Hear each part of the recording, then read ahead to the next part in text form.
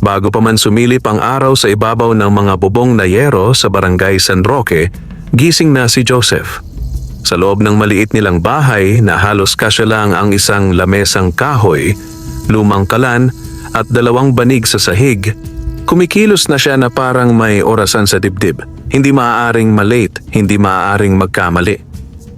Dahil sa pandesal, umiikot ang buhay niya. Sa bawat umagang malamig ang hangin at tila may kasamang pangako ng panibagong pag-asa, bumabangon si Joseph na dala ang isang lumang basket na minana pa niya sa ama. Sa basket na iyon, nakapatong ang mainit na pandesal na may bahagyang usok na katakip ng malinis na puting tela.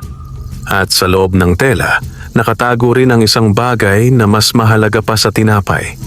Ang paninindigan niyang mabuhay ng marangal kahit halos wala nang natitirang pagkakataon ang mundo para sa mga kagaya niya. Sa paningin ng mga tao, si Joseph ay simpleng tindero ng pandesal. Isang lalaking payat, medyo kayumanggi, may mga matang hindi madaling ngumiti pero hindi rin marunong magtanim ng galit. Kung makita mo siya sa umaga, mapapansin mo ang maamong paraan niya ng paglakad, ang pag-iingat sa hawak niyang basket na parang sanggol, at ang boses niyang hindi malakas pero may tagos. Mainit na pandesal. Mainit. Bagong hango. Ang totoo, hindi lamang pandesal ang dala niya. Dala niya ang buong buhay nilang mag-ina.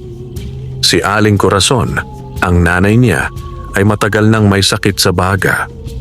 Hindi naman sapat para tawaging malubha sa papel, pero sapat para sa katotohanang gabi-gabi itong inuubo at minsan ay hindi makahinga ng maayos. Si Joseph ang tanging anak. Ang ama nila'y matagal nang nawala. Hindi namatay, kundi iniwan. Parang maraming lalaking nangako, pero natakot sa responsibilidad. Kaya si Joseph ang naging haligi ng bahay, kahit siya mismo'y haligi na bitak-bitak na. Kung may matibay sa kanya, iyon ang loob. At kung may mahina, iyon ang swerte. Dahil sa mahabang panahon, tila ba tumalikod na sa kanya ang kapalaran. Kahit anong sipag niya, lagi siyang pinapalo ng malas.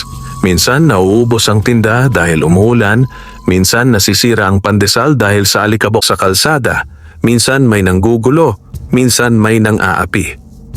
At ang pinakamasakit, minsan ang umaapi ay kapwa niya dugo. Sa kanilang angkan, marami ang nakatingin kay Joseph na parang isang hamak na alikabok sa sahig. Hindi dahil masama siya, kundi dahil mabait siya. At sa mundong ginagawang sport ang pang-aapak, ang kabaitan ay itinuturing na kahinaan.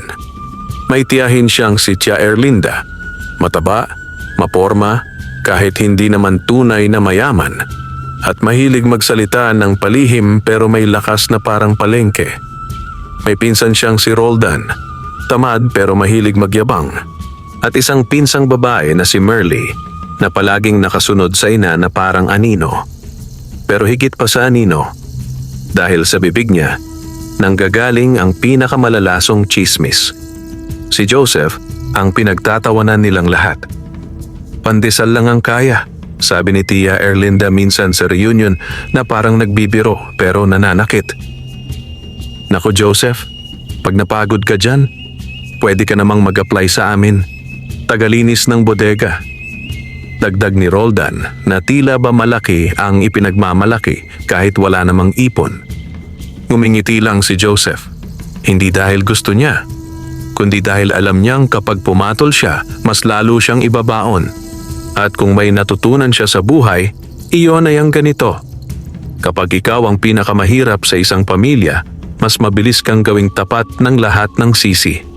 Sa lahat ng panghahamak, pinakamasakit para kay Joseph ang mga gabi na wala na silang makain ng ina niya. Yung panahon na ang tanging ulam ay asin at kaunting toyo. Yung panahon na ang mga kapitbahay ay nagpapakita ng pagkaawa pero may halong pag-usisa. Parang gusto nilang makita kung hanggang saan babagsak ang buhay ni Joseph. Pero kahit ganoon, hindi siya humihingi. Mas pinipili niyang magtrabaho. Mas pinipili niyang maging tahimik.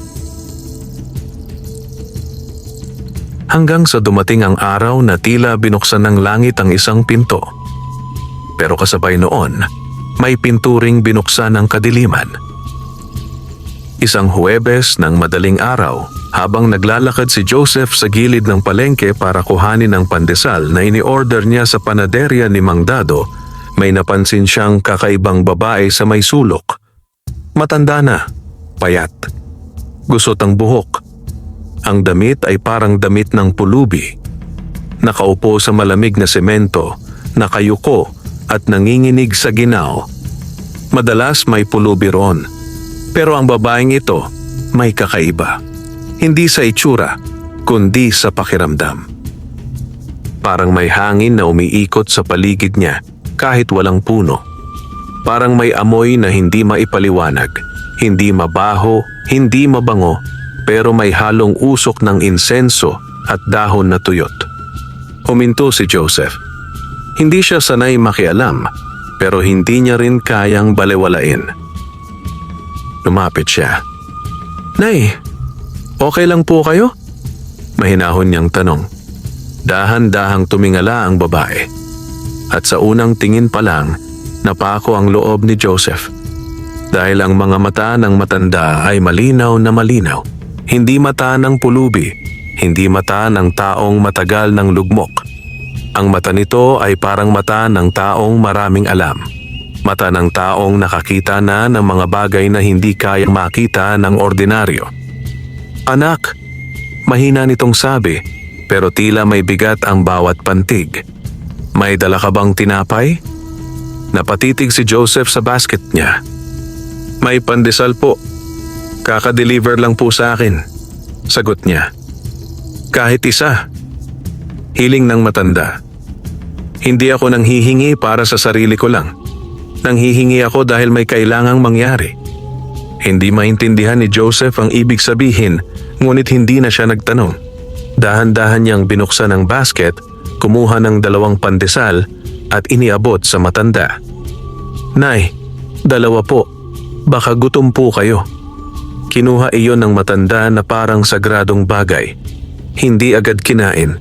Hinawakan muna niya, parang may dinadasalan. Pagkatapos bigla siyang ngumiti.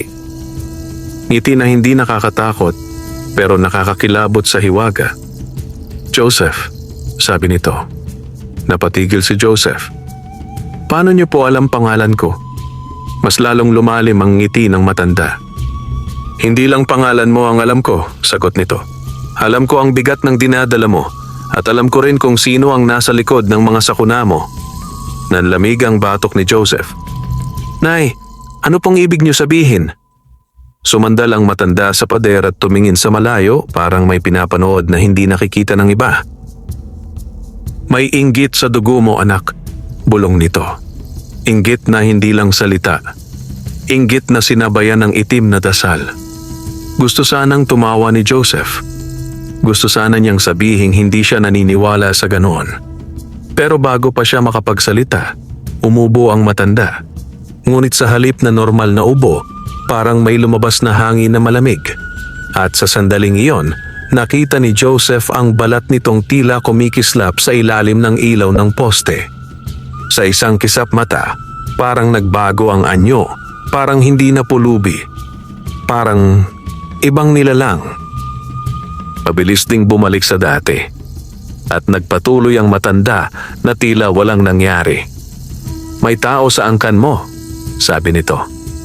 "Isang babaeng hindi matanggap na kahit mahirap ka, may biyaya kang hindi niya kayang bilhin. Malinis na puso." Tahimik lang si Joseph. Sa isip niya si Tia Erlinda ang unang pumasok, pero hindi niya magawang sabihin. Lumapit ang matanda at hinawakan ang kamay ni Joseph. Mainit ang palad nito, kakaiba sa hitsura niyang giniginaw. "At dahil nagbigay ka," sabi nito, "may ibibigay rin sa iyo ang kapalaran." Napatigil ang paghinga ni Joseph. "May darating na pagkakataon," sabi pa nito. "Isang papel na may numero. Isang numerong iikot sa buhay mo."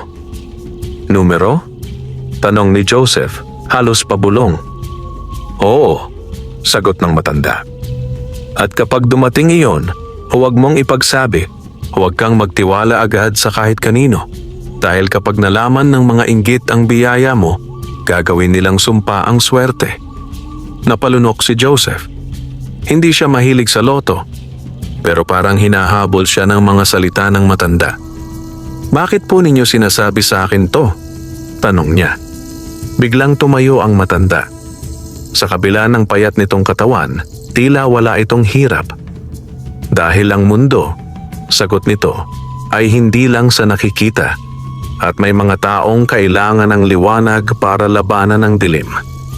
Naglakad ang matanda palayo, ngunit bago tuluyang mawala, lumingon ito. At Joseph, sabi nito, kapag nanalo ka, tandaan mo, hindi lahat ng pamilya ay tahanan. Minsan ang pamilya ang unang sumisira sa iyo. Napatayo si Joseph sa kinatatayuan niya na tila napako.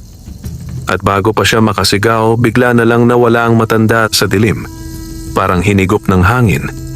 Nanlaki ang mata ni Joseph. Walang tao, walang bakas. Tanging lamig ang naiwan.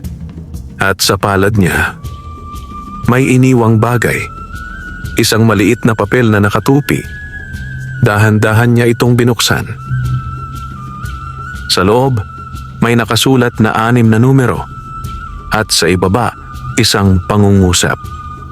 Ito ang pintuan mo, ngunit bantayan mo ang susi. Maghapon, hindi mapakali si Joseph. Habang naglalako siya ng pandesal sa mga eskinita ng barangay, paulit-ulit niyang naaalala ang mga mata ng matanda. Paulit-ulit niyang iniisip ang papel. Para bang mabigat iyon kaysa basket niyang puno ng tinapay. Hindi niya sinabi sa nanay niya. Hindi niya sinabi kahit kanino. Sa gabi, nang mahimbing nang natutulog si Aling Corazon matapos uminom ng gamot, naupo si Joseph sa may lamesa.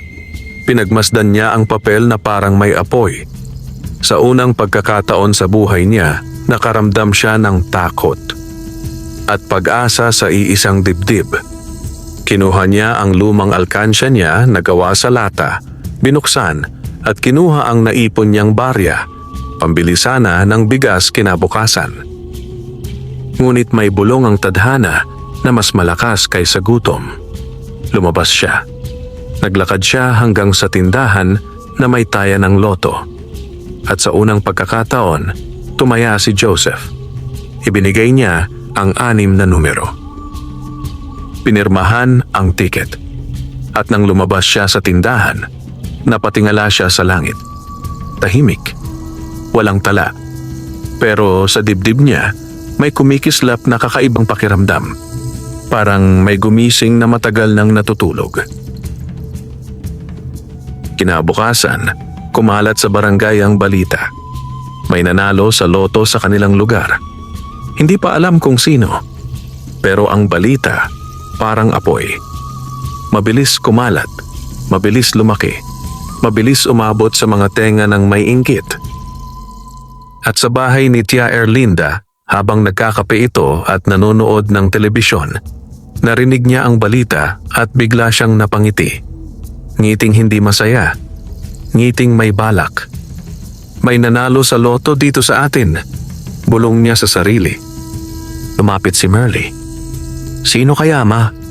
Tanong nito. Sumingkit ang mata ni Tia Erlinda. Malay natin, sagot niya. Pero kung sino man yon, dapat mapunta sa tama. At sa sulok ng bahay, may nakaukit na maliit na altar. May kandila, may itim na tela, may bote ng langis, at isang lumang papel na puno ng sulat.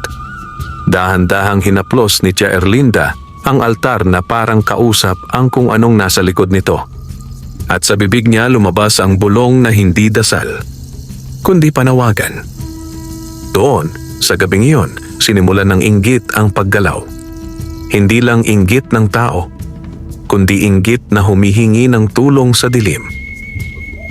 Samantalang si Joseph, hindi pa man nalalaman ang tunay na nangyari, ay nakaupo sa gilid ng kama sa tabi ng natutulog niyang ina. Hawak niya ang tiket, nanginginig ang kamay. At sa labas ng bahay, sa dilim ng kalsada, may dumaan na malamig na hangin. Parang may matang nakatingin. Parang may aninong nagmamasid. Dahil ang swerte, kapag pumasok sa buhay ng mahirap, hindi lang biyaya ang dala. Minsan, dala rin nito ang digmaan. At ang digmaang iyon, magsisimula sa loob mismo ng kanilang dugo. Kinabukasan, umaga pa lang ay kakaibahan ang hangin sa Barangay San Roque. Hindi ito yung karaniwang lamig na sumasabay sa paggising ng mga tao.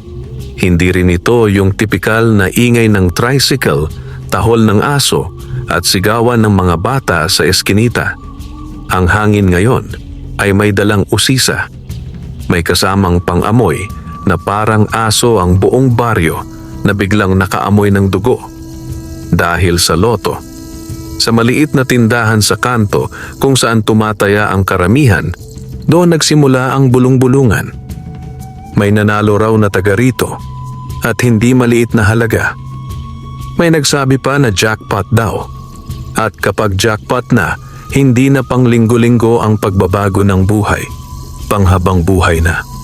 Sa mga mata ng marami, ang loto ay himala. Pero sa mga puso ng maiinggitin, ang loto ay parang karne sa harap ng mga lobo. At ang mas masahol kapag ang lobo ay kapamilya mo. Maagang nagising si Joseph, mas maaga pa sa nakasanayan niya. Hindi dahil may lakad siya o marami siyang pandesal na kailangan ibenta. Gising siya dahil hindi siya nakatulog. Buong gabi, paikot-ikot siya sa banig, hawak ang tiket na parang rosaryo. Kapag ipipikit niya ang mga mata, lumilitaw ang mukha ng matandang pulubi. Ang mga matang tila may alam sa mga lihim na hindi kayang basahin ng mundo. At sa tuwing babalik siya sa realidad, naririnig niya sa utak ang mga salita nito. Kapag nanalo ka, huwag mong ipagsabi. Hindi alam ni Joseph kung bakit nanginginig siya. Hindi naman siya siguradong siya ang nanalo. Marami sa barangay ang tumataya. Baka iba ang tumama. Baka pagkakataon lang iyon na nagkataon at siya'y nagpadala sa hiwagang narinig niya. Ngunit, may kutob siyang matalim. Para siyang taong nasa bangin. Hindi pa nahuhulog pero ramdam niya na may humihila sa likod. Tahimik niyang kinuha ang tiket mula sa ilalim ng unan. Ipinulupot niya ito sa maliit na plastik, saka itinago sa ilalim ng kahon ng lumang gamot ng nanay niya, ang kahon na bihirang galawin ng kahit sinong tao. Sa kahon ding iyon, nakalagay ang reseta ni Aling Corazon, ilang luma at kupas na ID, at ang lumang rosaryo na bigay pa ng lola nila. Kung may lugar sa bahay na ligtas, iyon na ang pinakamalapit. Lumabas si Joseph para maghanda ng pandesal. Pero bago pa man siya makarating sa pinto, narinig niya ang ubo ng ina niya. Ang ubo na parang may dumudurog sa baga. Nanay! Mabilis niyang sambit at nilapitan ito. Naupo si Aling Corazon sa gilid ng banig. Hawak ang dibdib. Namumutla. At sa bibig, may bahid ng laway na halos may halong dugo. Nanlamig ang katawan ni Joseph. Ma, okay lang ba kayo? Nanginginig niyang tanong. Umiti ang ina niya pero ang ngiti ay pilit. Ang mata'y pagod. Okay lang, malamig lang siguro ang hangin, sabi ni Aling Corazon. Magtrabaho ka na, huwag mo kong intindihin. Ngunit sa loob ni Joseph, parang may bumagsak na mabigat na bato. Dahil alam niya, kapag lumalala ang ubo ng nanay niya, ibig sabihin lumalala ang sakit. At kapag lumalala ang sakit, ibig sabihin kailangan ng pera. Pera na wala sila. Lumabas si Joseph para maglakad papuntang panaderya ni Mang Dado. Sa daan, ramdam niya ang mga mata ng mga tao. Kahit hindi pa nila alam ang sikreto niya, parang may kakaibang kilos ang lahat. Mabilis ang bulungan. Mabilis ang tsismis. At sa mundo ng mahihirap, ang tsismis ay parang hangin, dumadaan kahit sarado ang pinto. Pagdating niya sa panaderya, nadatnan niya si Mang Dado na nakasandal sa pader, may hawak na sigarilyo at tila may iniisip. Pagkakita kay Joseph, lumapit ito. Joseph, sabi ni Mang Dado. May bigat ang tono. Opo? Sagot ni Joseph. May nanalo raw sa loto dito sa atin, no? Tanong nito. Napakurap si Joseph. Pinilit niyang magmukhang normal. Opo, narinig ko po kagabi. Tumango si Mang Dado. Ang swerte ng nanalo. Opo, sagot ni Joseph. Pero ang bibig niya ay tuyong-tuyo. Tinitigan siya ni Mang Dado sandali. Para bang may gustong basahin sa mukha niya. Tapos ngumiti ito ng bahagya. Ikaw, Joseph, tumataya ka ba? Hindi po, mabilis na sagot ni Joseph. At doon sumagi sa isip niya. Nagsinungaling siya. Hindi siya sanay magsinungaling. Ngunit para sa tiket, kailangan niyang matutunan. Tumango si Mang Dado at hindi na nagtanong. Iniabot ang pandesal. Habang binibilang ni Joseph ang mga piraso, may isang lalaking pumasok sa panaderya, si Roldan. Pamangkin ni Tia Erlinda, pinsan ni Joseph. Pagpasok pa lang, ang yabang na ng lakad. Naka-shirt na may malaking logo, may hikaw, at halatang nagmamadaling magpakitang may alam. Uy, Mang Dado, bati nito. Balita ko may nanalo rito sa San Roque, ha? Narinig ko rin, sagot ni Mang Dado. Jackpot daw, tawa ni Roldan. Kung ako yon, hindi na ako magtatrabaho habang buhay. Tumingin ito kay Joseph at ngumisi. Ikaw, Joseph, tumataya ka ba? Baka ikaw na yan, ha? Kaya pala lagi kang tahimik. Natawa si Roldan na parang insulto ang biro. Si Joseph ay ngumiti lang. Pilit. Hindi ako tumataya, sagot niya. Sayang, sabi ni Roldan at humalakhak. Kung ikaw nanalo, baka unang araw pa lang naubos na sa panggamot ni Tita Corazon. Sumakit ang dibdib ni Joseph. Hindi dahil totoo, kundi dahil sinabi niya iyon na parang kasalanan ang pagtulong sa ina. Pinilit ni Joseph na manatiling tahimik, sumaludo lang sa hangin ng dignidad at nagpaalam. Ngunit habang lumalayo siya, narinig niyang may bumulong si Roldan. Sus, kung sino man nanalo, dapat maghanda. Marami ang kakapit. At sa tono nito, hindi iyon paalala. Banta iyon.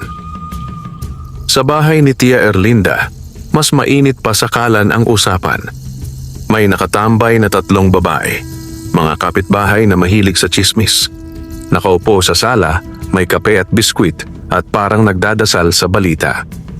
Sabi ko na nga ba, may swerte rito sa barangay natin, sabi ng isa. Kung ako nanalo, bibili ako ng bahay sa subdivision, sabi ng isa. Si Tia Erlinda, nakangiti lang, ngunit ang ngiti ay hindi masaya. Parang ngiting ahas na nakakita ng daga. Mga hija, sabi niya. Hindi naman lahat ng swerte sa tao napupunta. Minsan, sa tamang tao dapat. Napatingin ang mga babae. Ano pong ibig niyo sabihin, Tia Erlinda? Dahan-dahan itong nilagay ang tasa ng kape sa mesa. Tumahimik. May tao sa angkan namin, bulong niya, na kahit hirap na hirap, parang pinapaboran pa rin ng Diyos. Alam niyo yon? Yung tipong wala na ngang pera pero parang may basbas. Naku, sino? Tanong ng mga babae, sabik. Umirap si Tia Erlinda na parang naiinis na kailangan pang sabihin.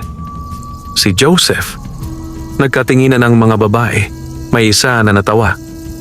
Si Joseph? Pandesal lang yon. Tumango si Tia Erlinda. Oo, pandesal lang. Pero yung mga ganyang tao, minsan biglang gumagaan ang buhay.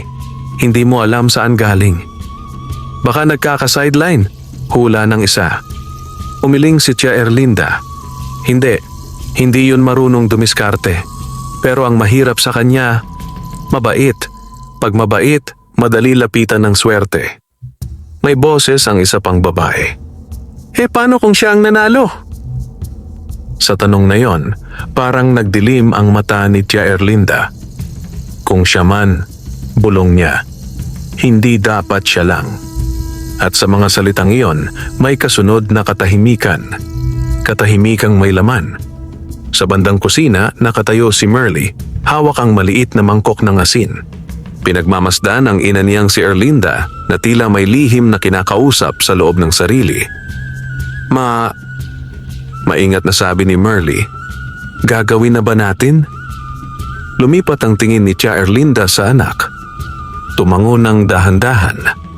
At doon, kumilos si Merly papunta sa altar sa sulok. Sinindihan ang kandila. Inilabas ang maliit na itim na telang nakabalot sa kahon. At sa loob ng kahon, naroon ang isang maliit na manika, gawa sa dahon at sinulid. May nakatusok na karayom sa dibdib. May buhok na nakadikit. Buhok na hindi sa kanila. Buhok na matagal na nilang nakuha. Buhok ni Joseph. Sa gabi, habang si Joseph ay abala sa pag-aalaga sa nanay niyang inuubo, hindi niya alam na sa kabilang dulo ng barangay, unti-unti nang binubuksan ang isang sumpang matagal nang hinihintay ng inggit. Naglagay si Tia Erlinda ng asin sa paligid ng manika, saka nagpatulo ng langis na itim ang kulay sa ulo nito. At sa bawat patak, bumibigat ang hangin. Kung sino man ang may swerte, bulong niya, ipapasa sa amin ang biyaya. Hinaplos niya ang manika, saka pinisil ang dibdib nito na parang may pinipiga siyang puso. Kung si Joseph ang nanalo, ngumiti siya na tila nanalo na rin, hindi niya ma-enjoy. At nang gabing iyon, sa bahay ni Joseph, biglang umubo si Aling Corazon ng malakas. Mas malakas kaysa dati. Napaangat si Joseph, hawak ang ina. Ngunit sa isang iglap, napansin niya ang kakaiba. Hindi lang ubo. Parang may malamig na hangin sa loob ng bahay. Parang may dumaan na anino sa bintana kahit sarado. At sa dibdib ng ina niya, tila may kirot na hindi may paliwanag. "Nay!" Sigaw ni Joseph, nanginginig. Hinawakan niya ang kamay ng ina at doon niya naramdaman. Sobrang lamig. Hindi lamig ng karamdaman lang. Lamig na parang hinawakan ng gabi. At sa sandaling iyon, naalala niya ang babala ng matandang pulubi. May inggit sa dugo mo. Inggit na sinabayan ng itim na dasal. Napatitig si Joseph sa dilim ng kwarto. Para bang bigla niyang nakita ang katotohanan na matagal niyang itinanggi. May mga kaaway siyang hindi gumagamit ng kamay. May mga kalabang hindi dumadaan sa salita. At kung totoo ngang siya ang nanalo sa loto, hindi pera ang unang susubok kumuha sa kanya, kundi sumpa. Kinabukasan ang anunsyo ng resulta. Sa umagang iyon, papunta si Joseph sa tindahan ng Lotto Outlet. Bitbit ang tiket sa bulsa, pawis na pawis kahit malamig. Hindi siya makatayo ng maayos. Sa isip niya, ang nanay niya, ang ubo, ang lamig. Ngunit kailangan niyang malaman. Pagpasok niya, may pila ng mga tao. May nagkukwentuhan, may nag-aaway, may nagtatawanan. Sa gilid, nakasabit ang papel ng winning numbers. Lumapit si Joseph. At habang papalapit siya, ang mundo ay tila bumagal. Parang ang bawat hakbang ay may kasamang pagsubok. Parang bawat paghinga ay may kasamang panalangin. Nang mabasa niya ang mga numero, isa-isa niyang ikinumpara sa tiket. Una, tama. Pangalawa, tama. Pangatlo, tama. Pang-apat, tama. Pang-lima, tama. Pang-anim, tama. Biglang nagdilim ang paningin niya. Napahawak siya sa pader. Hindi dahil nabigo siya, kundi dahil siya nga. Si Joseph nga ang nanalo.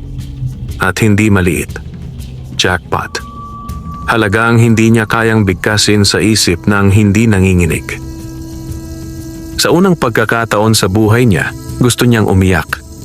Gusto niyang tumawa. Gusto niyang sumigaw. Ngunit sa loob ng isip niya, isang boses ang mas malakas kaysa ligaya. Huwag mong ipagsabi, dahil sa oras na malaman ng mga inggit, magsisimula ang tunay na laban. At sa paglabas niya ng tindahan, hindi niya napansin. May nakasunod sa kanya mula pa kanina. Isang lalaking nakakap, nakatingin. At nang makalayo si Joseph, ang lalaki ay naglabas ng cellphone at tumawag. "Oy, ma!" bulong nito. Boses ni Roldan. Kumpirmado na. Si Joseph. Hindi na naging pareho ang bawat hakbang ni Joseph matapos niyang makita ang mga numero.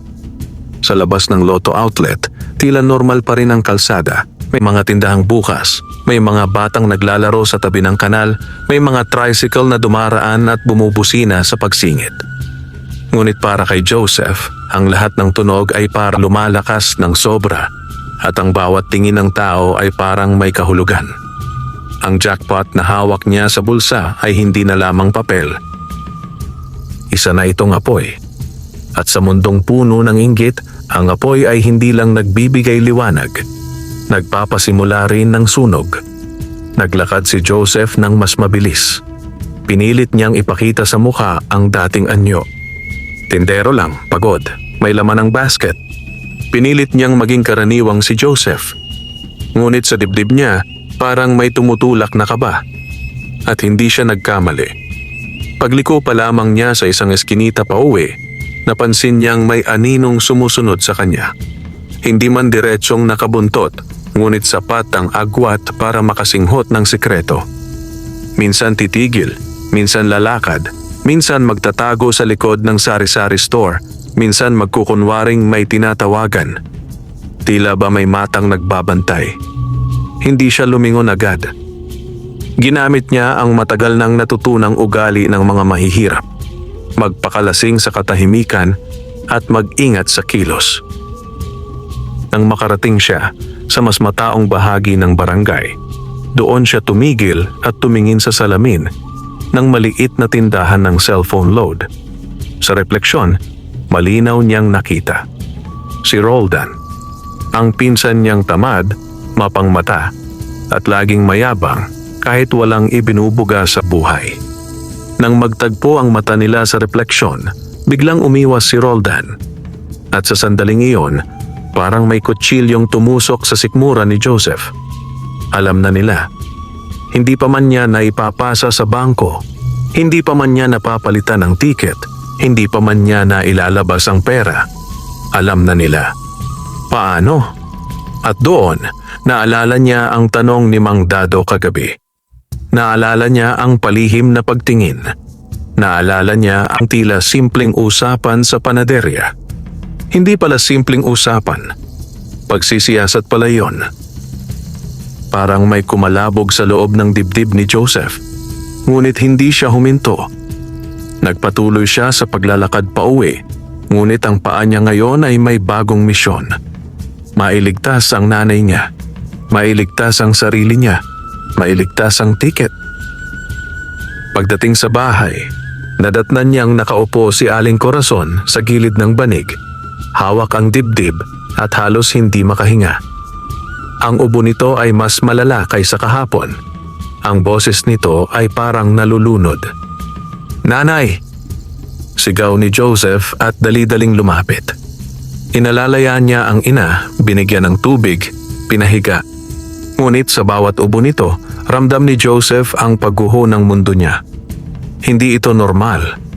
Hindi ito simpleng sakit. Parang may kumakain sa loob. At mas masakit, parang may kamay na humihigpit sa leeg ng pagkakataon nilang sumaya. Tinawagan niya ang pinakamalapit na health worker. Dumating si Aling Nena, may dalang blood pressure monitor at maliit na bag ng gamot. Matapos sukatin ang presyon at pakinggan ang baga, napakunot ang noo ni Aling Nena. "Joseph," mahinahon nitong sabi, "kailangan na siyang madala sa klinik. Ang ubo niya hindi na biro." Napatango si Joseph. "Opo, gagawin ko po." Ngunit sa isip niya, ang tanong, paano? Hindi na sila makautang. Wala na silang mahiraman. Lahat ng kamag-anak nila, lalo na si Tia Erlinda, matagal nang sarado ang kamay kapag sila ang nanghihingi. Kapag kailangan nila ng tulong, ang sagot ay laging, "Wala rin kami." Pero kapag sila ang may kailangan, ang tawag ay parang utos. Kinuha ni Joseph ang tuwalya Pinunasa ang noo ng ina. Pinilit niyang maging matatag. "Nay," sabi niya, "magpagaling kayo. May paraan tayo." Napatingin ang ina niya sa kanya. Mabigat ang tingin. Parang nakikita ang hirap na pilit niyang tinatakpan. "Joseph, anak, huwag mo akong ipagpapalit sa buhay mo." Bulong ng ina. Nanginig ang labi ni Joseph. "Huwag po kayong magsalita ng ganyan," sagot niya. Halos pabulong. "Kayo ang buhay ko." At sa sandaling iyon, mas lalong tumibay ang pasya niya. Kailangan niyang makuha ang premyo sa lalong madaling panahon. At kasabay noon, kailangan niyang gumawa ng bakod. Bakod sa inggit. Bakod sa kamag-anak. Bakod sa sumpa. Kinagabihan, habang mahimbing na natutulog si Aling Corazon matapos uminom ng gamot, lumabas si Joseph ng patago.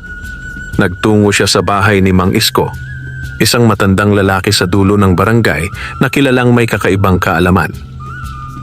Hindi ito albularyo sa pangalan, ngunit marami ang nagkukwentong may anting daw ito, may orasyon at may mata na nakakakita ng hindi nakikita.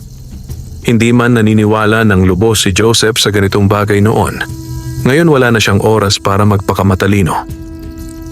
Ang nanay niya ay biglang lumalala at ang tiyahin niya ay may altar sa bahay. May sumpang gumagalaw. Hindi siya tanga para magpanggap na hindi totoo. Pagdating niya sa bahay ni Mang Isko, kumatok siya ng mahinahon. Matagal bago may nagbukas. Nang bumukas, bumungad ang isang matandang lalaki na nakaputi, may suot na lumang salamin at may hawak na lamparang gasera. "Sino yan?" Paus na tanong. "Ako po si Joseph, Mang Isko," sagot niya. "Pasensya na po sa istorbo." Tinitigan siya ni Mang Isko. Tahimik, parang sinusukat ang kaluluwa. Sa isang iglap, sinabi nito, "Nanalo ka." Nanginig ang tuhod ni Joseph. "Ha? Napautal siya. Hindi ngumiti si Mang Isko. Hindi rin nagmukhang nagbibiro. "Nanalo ka sa numerong hindi mo pinili," sabi nito. "Numerong ibinigay." Napatulala si Joseph. "Paano niyo po nalaman?" Hindi sinagot ni Mang Isko. Sa halip, tumalikod ito at pumasok sa bahay. "Pumasok ka," utos nito. Pumasok si Joseph. Sa loob, may amoy ng dahon, kandila at matandang kahoy. Sa isang sulok may altar na hindi engrande, pero malinis. May krus, may kandila, may palangganang may tubig, at may maliit na bote ng langis. Umupo si Joseph sa silyang kawayan. "Hindi ako nandito para kunin ang pera mo," sabi ni Mang Isko ng diretso. "Pero nandito ka dahil may sumunod sa'yo." Tahimik na tumango si Joseph. "May ginagawa sa nanay mo," dagdag ng matanda. Napatayo si Joseph. "Mang Isko, totoo po ba?" Tumitig ang matanda sa kanya. "Hindi lahat ng sakit galing sa katawan. Minsan galing sa inggit." Kumirot ang dibdib ni Joseph. "Tia Erlinda po." Bulong niya. Hindi na napigilan. Sa unang pagkakataon, may bahagyang reaksyon si Mang Isko. Nagbago ang hangin sa mukha nito. "Alam ko," sabi niya. "Paano po?" tanong ni Joseph.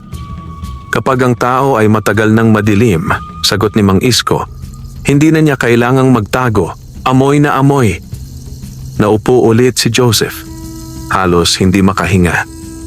"Anong gagawin ko po?" tanong niya, puno ng takot. Tumayo si Mang Isko at kinuha ang isang maliit na pulang supot mula sa drawer. Inilapag sa harap ni Joseph.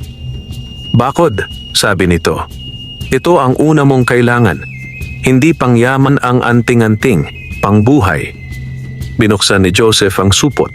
Sa loob, may maliliit na bagay. Butil ng asin, piraso ng bawang na tuyo, maliit na krus na kahoy, at isang manipis na papel na may sulat. "Orasyon po?" tanong ni Joseph. "Hindi mo kailangang basahin ng malakas," sagot ni Mang Isko. "Isuot mo lang. Ilagay mo sa dibdib mo kapag lalabas ka." At sa bahay maglagay ka ng asin sa pintuan.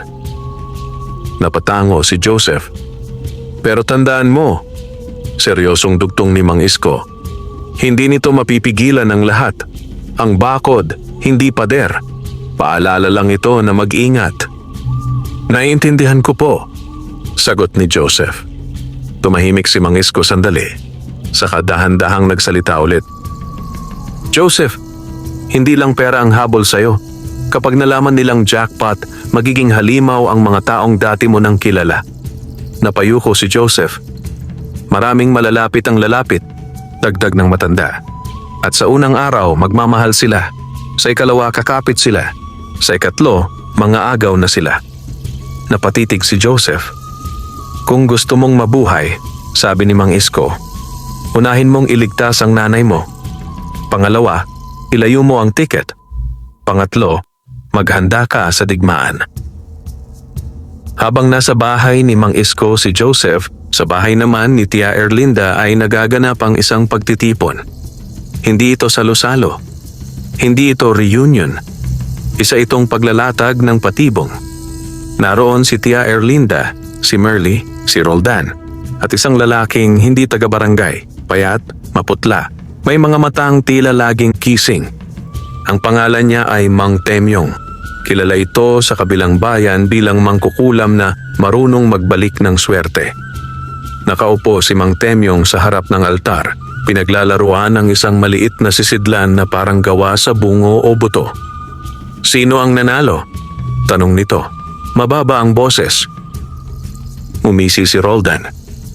Si Joseph. Sumilay ang tuwa sa mukha ni Tia Erlinda na parang nakakita ng gintong barya sa kanal. Tama ang kutob ko, bulong niya. Si Joseph nga. Tumango si Mang Temyong. Kung siya ang nanalo, madali lang yan. Napatingin si Merly. Paano po? Hindi ang pera ang kukunin, sagot ni Mang Temyong, kundi ang lakas niya. Kapag nabasag ang loob, kusa niyang ibibigay ang pera. Kapag namatay ang ina, mawawala ang direksyon niya. Kapag natakot siya, kakapit siya sa inyo. Tila nabusog ang mga mata ni Tia Erlinda sa narinig. Gawin mo, utos niya. Naglabas si Mang Temyong ng papel at nagsimulang magsulat ng mga simbolong hindi maintindihan. Pagkatapos, kumuha siya ng itim na kandila at sinindihan. Sa apoy, parang may sumasayaw na anino. Bukas, sabi ng mangkukulam, magpapadala tayo ng panaginip. Kapag tulog siya, tatamaan siya ng takot. Kapag takot siya, mamadaliin niya ang pag-claim at magagamit natin ang gulo. Napatingin si Tia Erlinda kay Roldan. Bantayan mo, sundan mo. Alamin mo kailan siya pupunta sa opisina o bangko. Opo, sagot ni Roldan.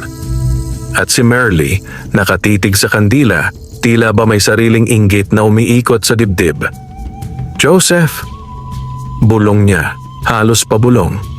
Hindi ka dapat masaya, hindi ikaw ang dapat manalo. Pauwi si Joseph, bitbit ang pulang supot na ibinigay ni Mang Isko. Nasa dibdib niya ang kakaibang lakas.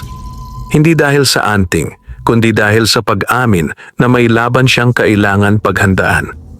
Pagdating niya sa bahay, inilagay niya asin sa gilid ng pinto, gaya ng bilin. Isinabit niya ang pulang supot sa ilalim ng damit, malapit sa dibdib. Naupo siya sa tabi ng ina at hinaplos ang buhok nito. Nanay, lalaban tayo, bulong niya. Hindi kita pababayaan. Ngunit sa gabing iyon, nang ipikit niya ang mga mata, may pumasok na panaginip na hindi kanya. Sa panaginip, nasa isang madilim na kalsada siya. Hawak niya ang tiket. Tumatakbo siya. Sa likod niya, may mga aninong humahabol. Mga mukhang pamilyar ngunit nagbago ang anyo.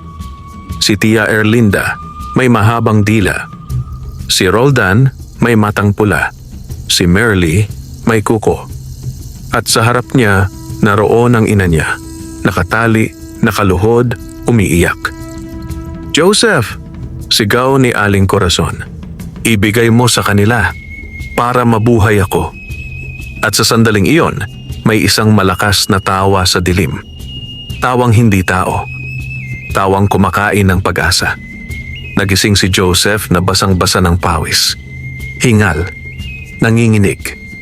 At sa mismong oras na yon, biglang umubo ang ina niya ng sunod-sunod. Mas malakas, mas marahas. Parang hinihila ang hininga palabas. "Nay!" sigaw ni Joseph. At sa pagyakap niya sa ina, naramdaman niya ang lamig na lalo pang lumalim. Sa kanyang dibdib, parang may bumubulong. Bilis, bilis, bilis. Hindi niya alam kung iyon ay takot, o sumpa, o babala. Ngunit isang bagay ang malinaw.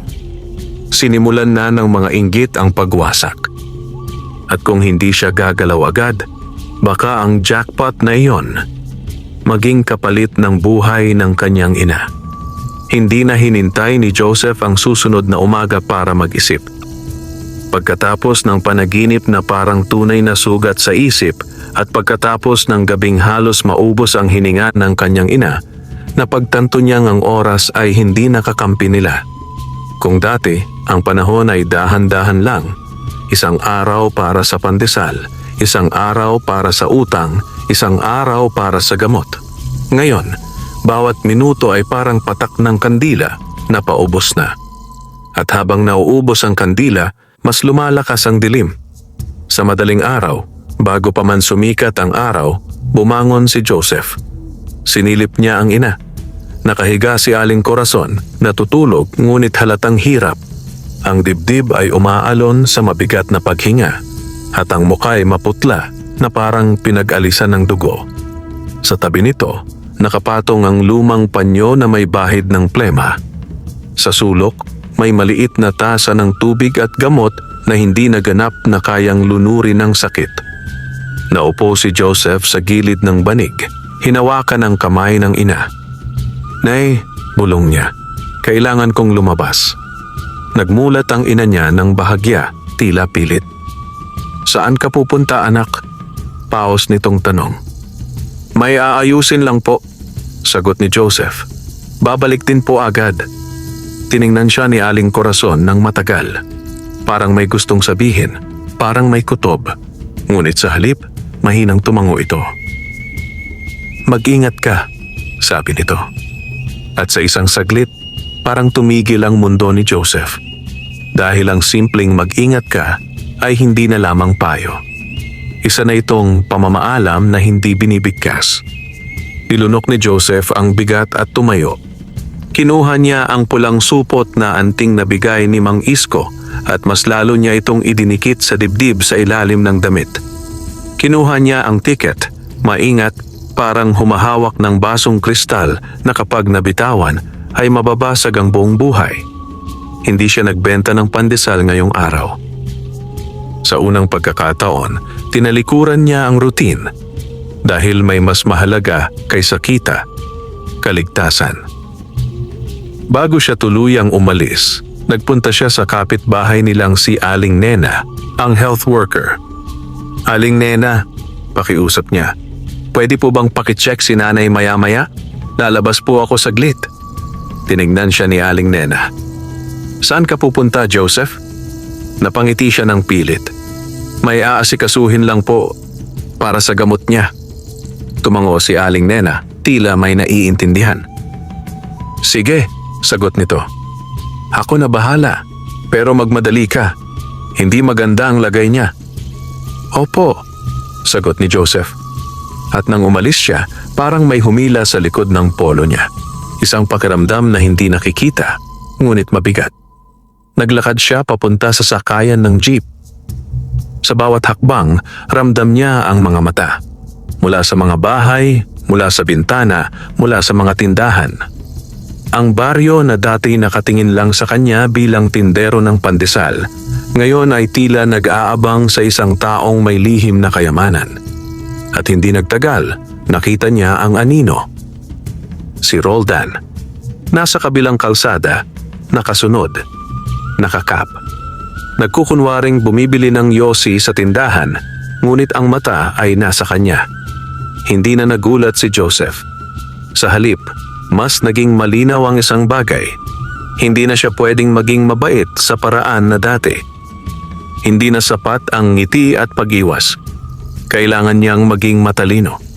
Sumakay si Joseph ng jeep papuntang syudad kung saan naroon ang tanggapan para sa pag-claim ng premyo. Sa loob ng jeep, nakaupo siya malapit sa bintana at pilit na pinapakalma ang sarili. Ngunit sa bawat lubak ng daan, parang tumatalo ng puso niya. At sa bawat paglingon niya sa likod, nakita niyang may isa pang jeep na tila paulit-ulit na sumusunod sa ruta.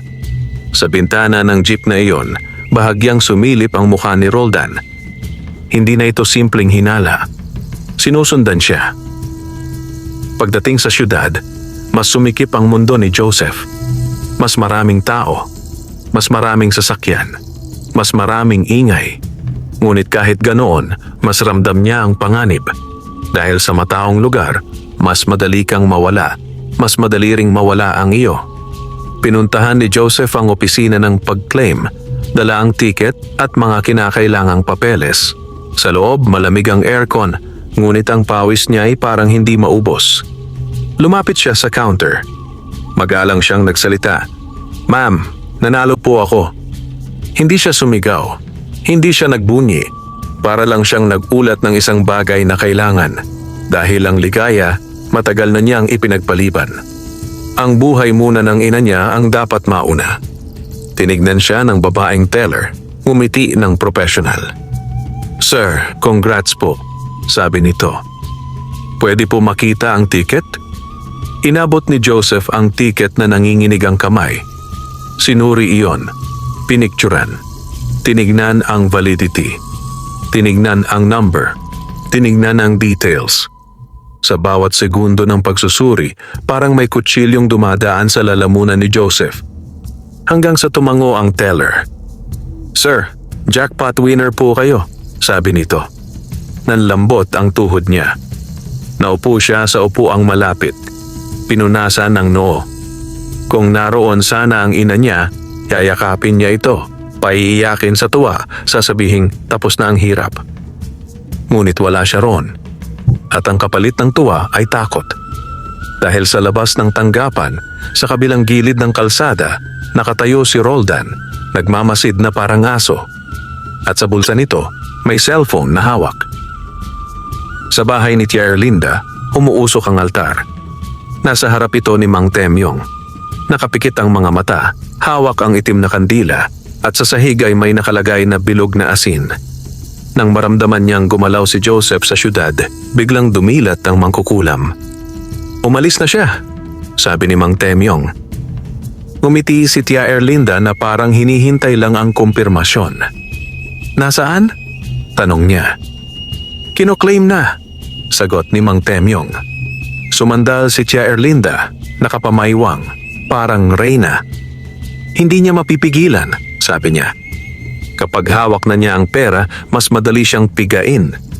Lumapit si Merly. "Ma, paano natin kukunin?"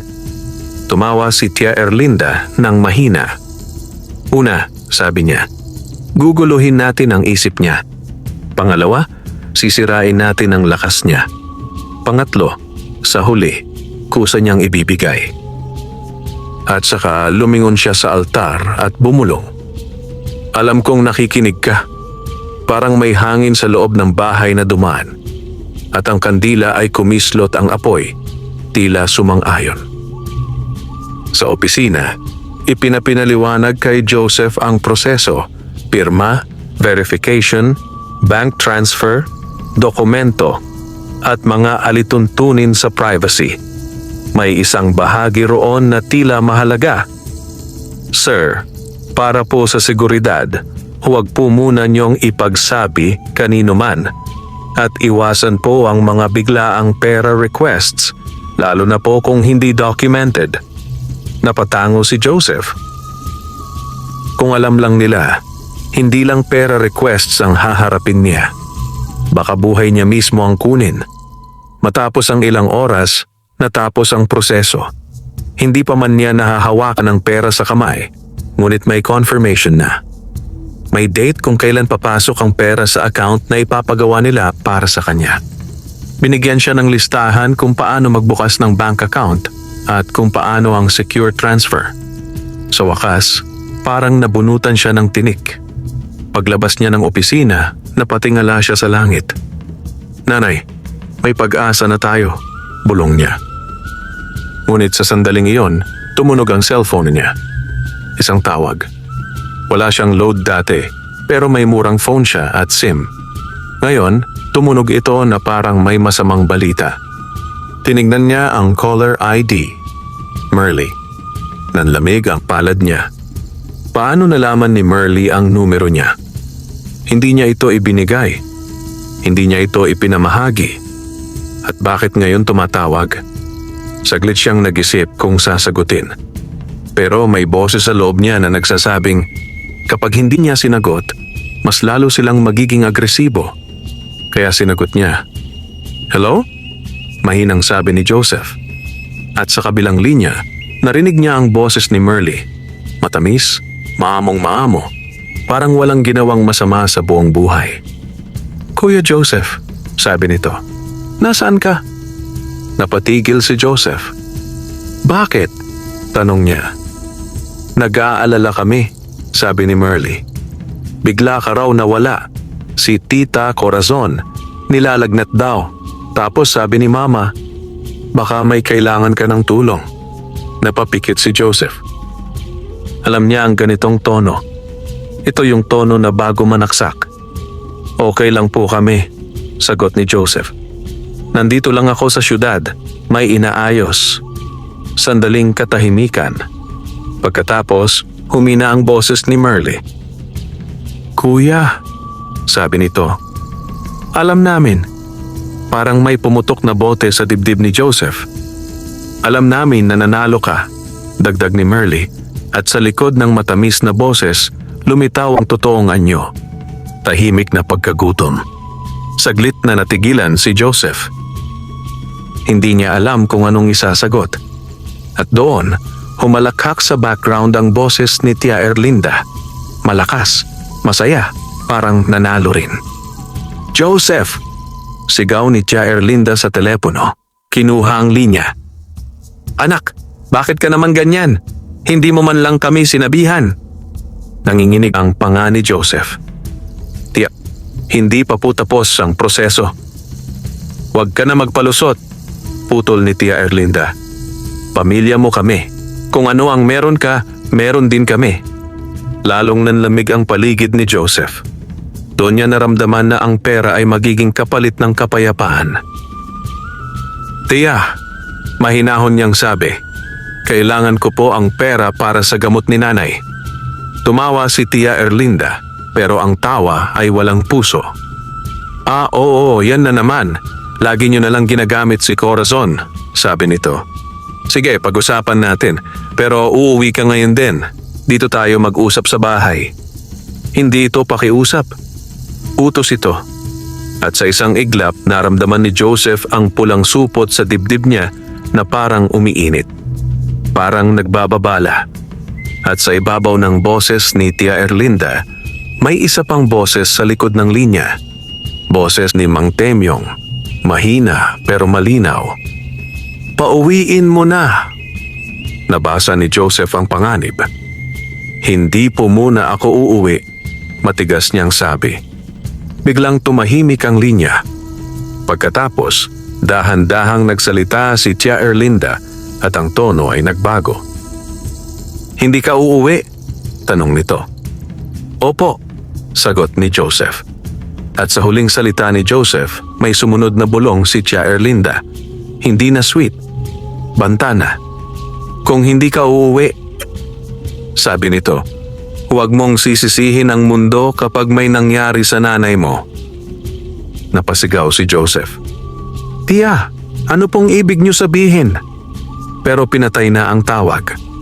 Nakatayo si Joseph sa gitna ng syudad, hawak ang cellphone na parang bato. At sa mismong sandaling iyon, tumawag si Aling Nena. Sinagot niya agad. "Joseph!" sigaw ni Aling Nena, halatang nagpapanik. "Anak! Umuwi ka na! Si nanay mo!" "Anong nangyari?" sigaw ni Joseph. Biglang hinimatay sabi ni Aling Nena. Hindi makahinga. Dinala na namin sa klinik. Nanginig ang tuhod ni Joseph. Sa utak niya, iisa ang tumatak. Ginawa nila. Hindi ito pagkakataon. Hindi ito natural. Ito ang panakot. Ito ang unang dagok para siya yumuko. At sa isang iglap, tumakbo si Joseph sa sakayan pabalik ng barangay. Hindi na iniisip ang sarili, hindi na iniisip ang premyo, hindi na iniisip ang mundo. Ang iniisip niya lang, nanay. At habang tumatakbo siya, sa gilid ng kalsada, may isang itim na uwak na nakadapo sa poste. Nakatingin. Hindi kumikilos. At nang dumaan si Joseph, pumalahaw ito. Isang tunog na parang tawa. Tawang sumasabay sa dilim.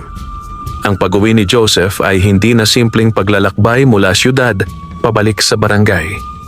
Isa na itong pagtakbo palayo sa isang masayang pangarap at pagtakbo papasok sa isang digmaan na matagal nang nakaabang sa kanya. Sa bawat pag-uga ng jeep, sa bawat busina, sa bawat preno, parang may bumubulong sa hangin. Mabilis, mabilis. Baka mahuli ka. Hawak niya ang cellphone, nanginginig ang daliri.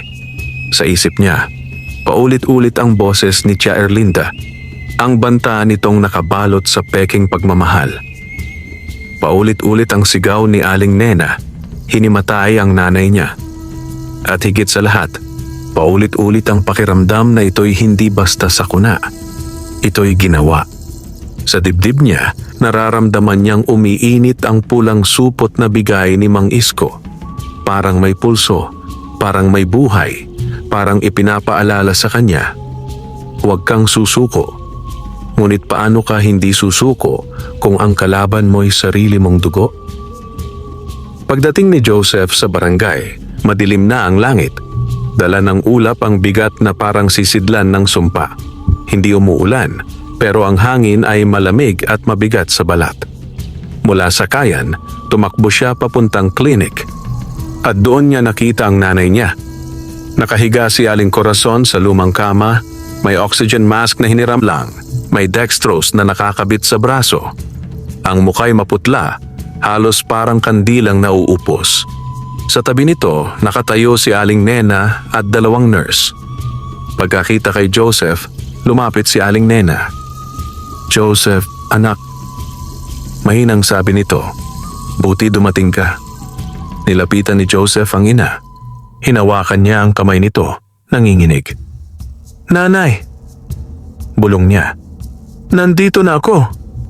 Dahan-dahang nagmulat ang mga mata ni Aling Corazon. Nagpumilit ngumiti, pero mahina. Joseph, pahos nitong sabi. Bakit parang ang dilim? Napasikip ang dibdib ni Joseph. Huwag po kayong magsalita. Magpapagamot po tayo, Nay. Maayos din ang lahat. Ngunit hindi sumagot ang ina. Pinikit nito ang mga mata ulit, tila nauubusan. Tinawag ni Joseph ang nurse. Ma'am, ano po sinabi ng doktor? Tanong niya, halos magmakaawa.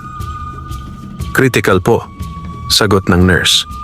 Kailangan po siyang mailipat sa ospital. Kulang po gamit natin dito. Alam ni Joseph ang ibig sabihin nun. Pera, ambulansya, ospital, gastos. Ngunit para sa unang beses sa buhay niya, hindi na siya nagpanik sa tanong na saan kukuha ng pera. Dahil may sagot na siya. At ang sagot ay jackpot. Kaya iniyuko niya ang ulo at mahinang nagpasalamat sa Diyos kahit ang puso niya'y galit sa dilim. Ma'am, sabi niya, ako na po bahala. Ililipat ko po siya. Lumapit si Aling Nena at hinawakan ang balikat niya. Joseph, bulong nito, may mga tao dito kanina. Napatingin siya. Sino po? Nag-atubili si Aling Nena. Tiya mo, si Erlinda, sagot niya. Pati anak niya, at saka may lalaking hindi ko kilala. Matangkad, maputla. Ang tingin, parang wala sa tao. Nanlamig ang batok ni Joseph. Si Mang Temyong. Napatango siya. Ano pong ginawa nila? Hawak-hawak niya yung nanay mo, sagot ni Aling Nena. Parang dinadasalan pero, Joseph, hindi maganda. Pinakiusapan ko silang umalis. Nanliit ang mundo ni Joseph. Hindi na sila nagtatago. Dumidiretso na sila sa pinakapuso ng buhay niya. At doon siya nagpasya. Hindi na ito usapang pamilya. Ito ay laban para sa kaluluwa ng nanay niya. Pagkatapos mailipat si Aling Corazon sa ospital sa bayan, sinamahan niya ito sa loob ng emergency room. Habang inaasikaso ang mga papeles, lumapit sa kanya ang doktor at nagbigay ng paliwanag. Malala ang infection sa baga at kailangan ng masinsinang gamutan. Ngunit sa kabila nito, may sinabi ang doktor na kumurot sa isipan ni Joseph. Sir, sabi ng doktor, yung biglaang paghina niya, parang hindi tugma sa progression ng sakit. Parang may trigger, stress o something else. Napatango lang si Joseph, ngunit sa isip niya, malinaw ang trigger. Sumpa. Matapos ang ilang oras, nakapagpa-stabilize ang ina niya. Nakahinga ng mas maayos. Hindi paligtas, ngunit hindi na rin ganoon kabilis ang paglapit ng kamatayan. Umupo si Joseph sa labas ng kwarto ng ina, pagod na pagod. At sa pagod na iyon, biglang pumasok sa isip niya ang tanong, hanggang kailan siya tatakbo? Kahit makuha niya ang pera, kung itutuloy ni Tia Erlinda ang sumpa, hindi matatapos. Kahit bumili siya ng gamot, kung araw-araw naman may itim na dasal na humahabol, mauubos din. Hindi pera ang tunay na laban, kundi ang ugat ng kasamaan. At ang ugat ay nasa mismong angkan niya. Kaya ng gabing iyon, matapos siyang tawagan ni Mang Isko at sabihin na kailangan na nating tapusin, umuwi si Joseph sa barangay. Hindi para sumunod sa utos ng tiyahin, kundi para wakasan ang pinagmulan. Sa bahay ni Mang Isko, muling nagtagpo ang dalawa. Joseph, sabi ng matanda, ang sumpa ay parang ahas. Kapag pinatay mo ang buntot, tutubo ulit. Kapag pinatay mo ang ulo, tapos, paano ko po papatayin ang ulo? Tanong ni Joseph. Tumitig si Mang Isko sa kanya. Hindi lahat ng laban dinadaan sa suntok. Minsan, ang pinakamalakas na sandata ay ang katotohanan at tapang. Kinuha ni Mang Isko ang isang maliit na bote ng langis at isang piraso ng puting tela. Ito, sabi nito, langis na pangbasag. Hindi ito pangkulam.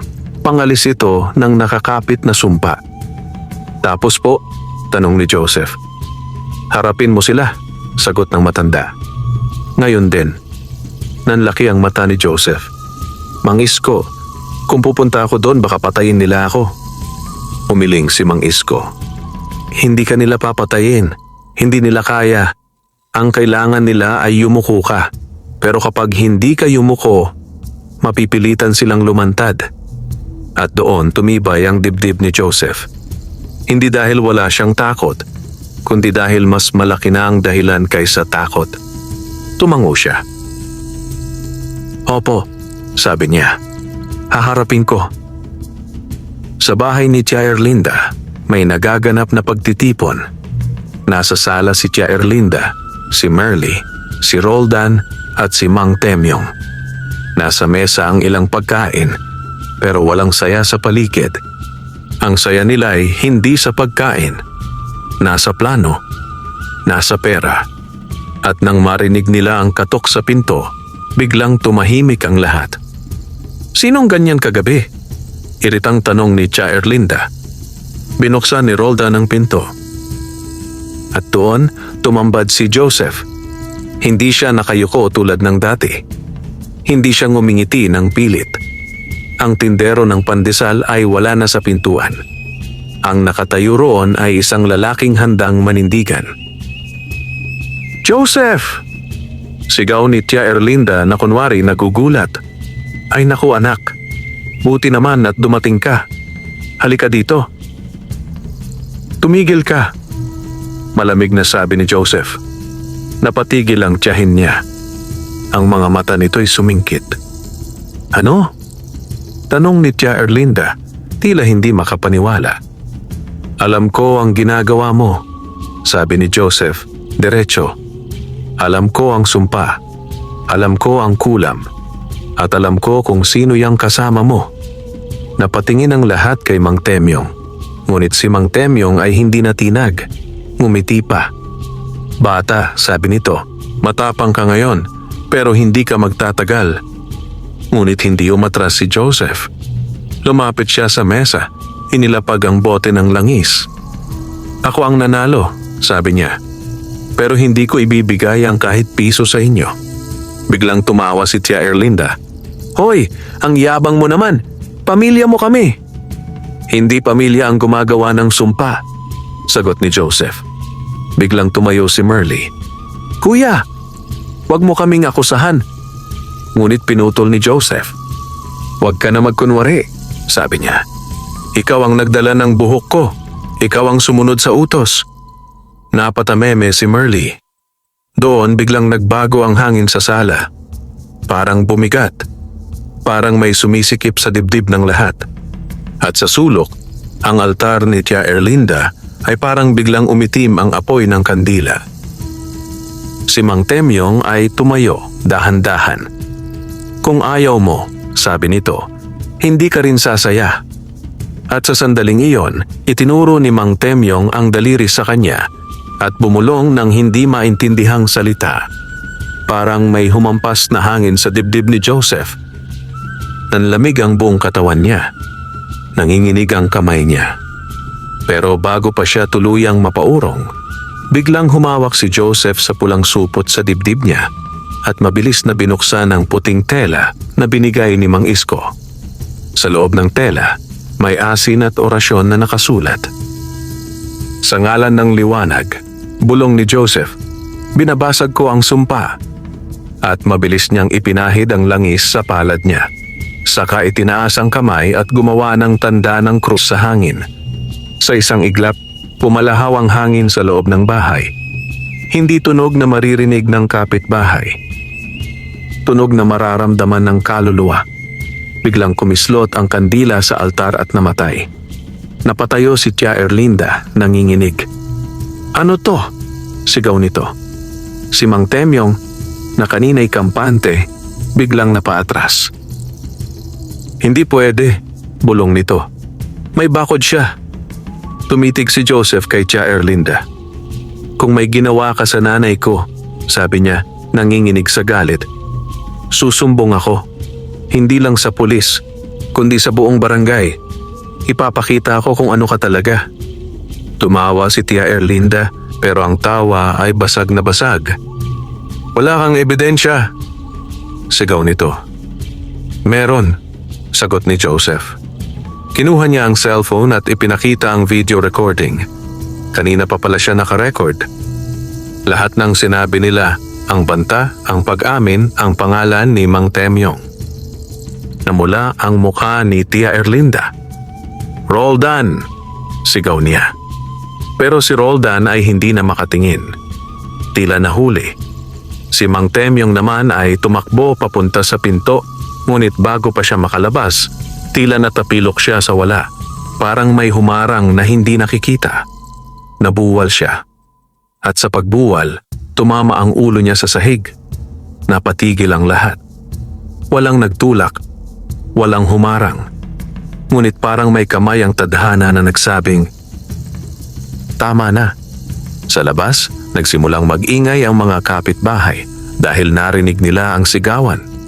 Pumasok ang barangay tanod, kasunod ang ilang tao. Ano nangyayari dito? Sigaw ng tanod. At doon, humarap si Joseph sa lahat. May ginagawa sila sa nanay ko, sabi niya. May mangkukulam sila dito at may ebidensya ako. Nagkagulo. Nag-iyak si Merly. Nanlumo si Roldan. At si Tia Erlinda, sa unang pagkakataon, nawala ang yabang. Bumagsak ang katawan niya sa upuan na parang nawalan ng lakas. Sa loob ng bahay, ang altar ay parang naging ordinaryong bagay na lang. Walang apoy, walang bisa, walang yabang. At sa gabing iyon, hindi man tuluyang natapos ang kasamaan sa mundo, isang bagay ang malinaw. Nabutas ang dilim. Kinabukasan, habang unti-unting bumubuti ang lagay ni Aling Corazon sa ospital, naramdaman ni Joseph ang kauna-unahang kapayapaan. Dumating si Mang Isko sa ospital at tahimik na tumango. Humina na ang kapit, sabi nito. Kapag nawala ang takot, nawawala ang bisa. Napaluha si Joseph. Maraming salamat po, sabi niya. Umiling ang matanda. Hindi ako ang pasalamatan mo, sagot ni Mang Isko. Ikaw, dahil natuto kang tumayo. At sa paglipas ng mga araw, pumasok ang pera sa account ni Joseph. Hindi niya ito ipinangyabang. Hindi niya ito ipinamalita. Ginamit niya ito para sa ospital. Para sa gamot, para sa maliit na bahay na may maayos na pinto at pintana. At higit sa lahat, ginamit niya ito para lumayo sa mga taong ang tanging alam ay manira. Si Tia Erlinda ay hindi nakulong agad, ngunit nawala ang muka sa barangay. Ang pangalan niya ay naging bulong na may halong takot at pagkasuklam. Si Mang Temyong ay naaresto dahil sa iba pang kaso. Mga reklamong matagal nang nakaimbak sa takot ng ibang biktima. At si Joseph? Si Joseph ay bumalik sa pandesal. Hindi dahil mahirap pa rin siya, kundi dahil iyon ang pinagmulan niya. Ngunit ngayon, ang pandesal niya ay hindi na lamang tinapay. Isa na itong simbolo ng taong lumaban. Lumaban sa inggit. Lumaban sa kadiliman. Lumaban kahit sariling dugo ang kalaban. At sa bawat umagang maglalako siya ng pandesal, may mas matamis na amoy sa hangin. Amoy ng pag-asang hindi na kayang kulamin ng kahit sino. Wakas,